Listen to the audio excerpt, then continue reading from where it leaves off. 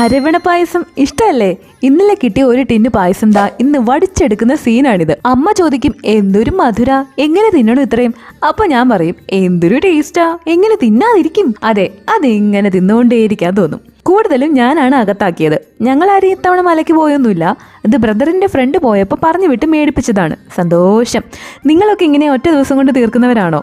സ്വർണ്ണപ്പാളി വരെ അടിച്ചുകൊണ്ട് പോയ ടീംസാണ് അയ്യപ്പന്റെ കൂടെ. ഇനി അരവണ എങ്ങനെ അടിച്ചു മാറ്റുമോ?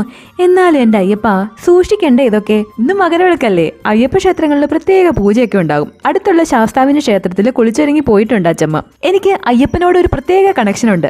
കുഞ്ഞിലെ ആദ്യമായി സ്റ്റേജിൽ കയറി പാടിയ പാട്ട് ശരണമയ്യപ്പ സ്വാമി ശരണമയ്യപ്പ എന്ന പാട്ടായിരുന്നു.